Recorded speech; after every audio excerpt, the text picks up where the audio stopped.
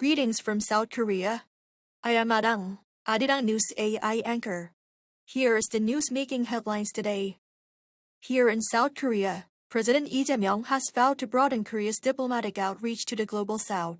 Presiding over a cabinet meeting on Tuesday, Lee said that the war in the Middle East has accelerated a structural reshaping of the global economy and security landscape. He stressed that Seoul must adopt a more strategic and flexible approach by reducing over-reliance on specific regions and steadily expanding its diplomatic options. He added that his recent trip to India and Vietnam helped strengthen cooperation across a wide range of areas, calling it a positive outcome for the country's long-term national interests.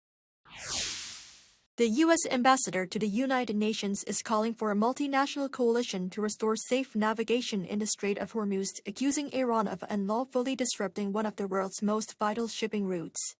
Addressing a UN Security Council session on maritime security, Mike Waltz stressed that global waterways must remain open and cannot be controlled by any single nation, warning that Tehran is using the strait as geopolitical leverage with far-reaching consequences. In response, Iran's ambassador to the United Nations, Amir Said Iravani, asserted Iran's sovereignty, particularly in the strategically vital Strait of Hormuz. He emphasized that Iran is not bound by the United Nations Convention on the Law of the Sea, except for provisions recognized as customary international law.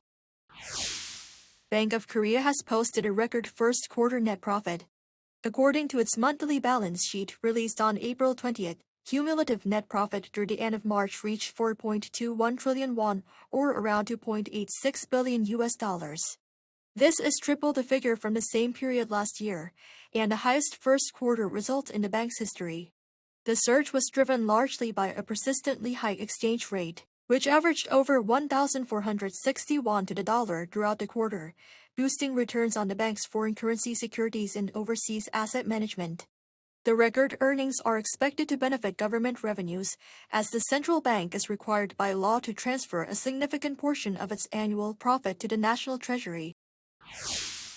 The suspect in the shooting at the White House Correspondents' Association dinner has been charged with the attempted assassination of U.S. President Donald Trump and could face life in prison.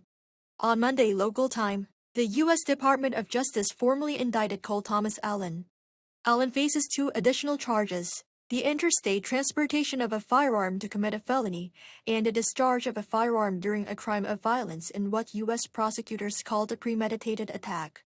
Officials confirmed Allen traveled across state lines from California and positioned himself just 1 floor above the ballroom where the president was attending the event. He was apprehended carrying a 12-gauge pump-action shotgun, a .38 caliber semi-automatic handgun, and at least 3 knives. BTS has earned platinum certification from France's National Syndicate of Phonographic Publishing for its latest full-length album Arirang, according to the group's agency on Tuesday.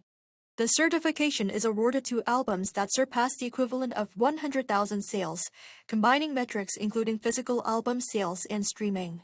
It marks BTS's 4th platinum-certified group album, with the milestone achieved about a month after its release.